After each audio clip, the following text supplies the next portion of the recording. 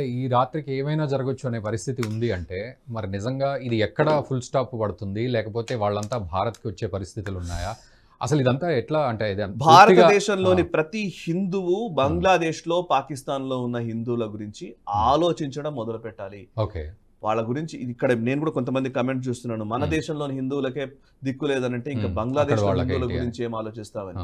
ఎక్కడున్నా హిందువే, సనాతన ధర్మాన్ని నమ్ముతున్న ప్రతి ఒక్కడు పరిరక్షించబడాలి అని కోరుకోవడమే మనం చేయాల్సిన పని, ఒక హిందువుగా లేదా ప్రజలుగా. ఓకే, ఆ దేశంలో పొలిటికల్ అస్థిరత పోవాలని మనం కోరుకుందాం, అది మానవతా దృక్పథం.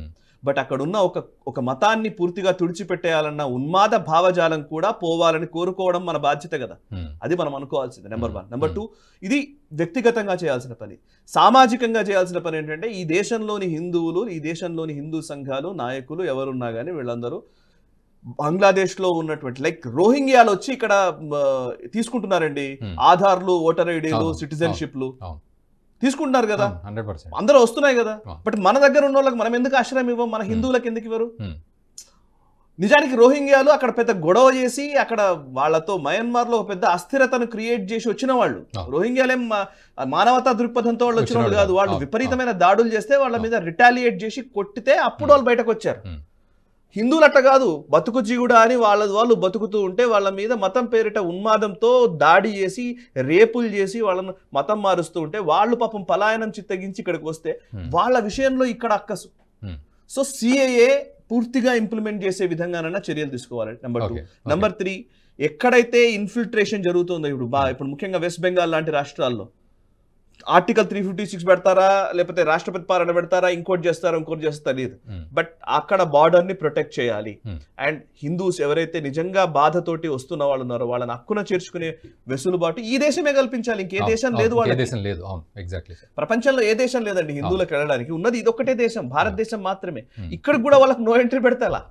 సో ఆ దిశగా మనం ఉండాలని నేను అంటున్నాను. అండ్ ఈవెన్ ప్రభుత్వ పరంగా కూడా అఫ్ కోర్స్ మోదీ ప్రభుత్వం దీని మీద ఏమైనా చేస్తారేమో నేను అనుకుంటాను. ఆర్మీ చీఫ్ ఎవరైతే ఉన్నారో వాళ్ళతో మాట్లాడాలి, కొంచెం వాళ్ళకు సీరియస్ గానే వాళ్ళకి చెప్పాలి.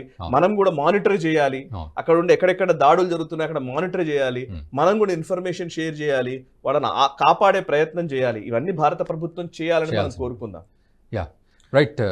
చివరిగా ఒక విషయం ఉంది, చివరిగా ఏంటంటే మనం ఇక్కడ కూర్చొని చాలా మంది మనం మాట్లాడుతున్న వాళ్ళము బయట దేశాల్లో, ఇప్పుడు బంగ్లాదేశ్ లో కావచ్చు, అటు పాకిస్తాన్ లో కావచ్చు, లేకపోతే ఇంకా ఏ దేశంలో అయినా సరే హిందువుల మీద జరుగుతున్నటువంటి దాడులు వస్తున్నప్పుడు మనం అట్లీస్ట్ కూర్చొని ఇక్కడ వాళ్ళ కోసం ప్రేయర్స్ అనే చేద్దాం, ప్రార్థనలు అనే చేద్దాం, మన వాళ్ళ కోసం, వాళ్ళు బాగుండాలని. నేనైతే అంతవరకు చెప్పగలను. ఎందుకంటే నేను తిరిగిన ప్లేసెస్ లో అక్కడ చాలా దారుణంగా ఉందండి పరిస్థితి.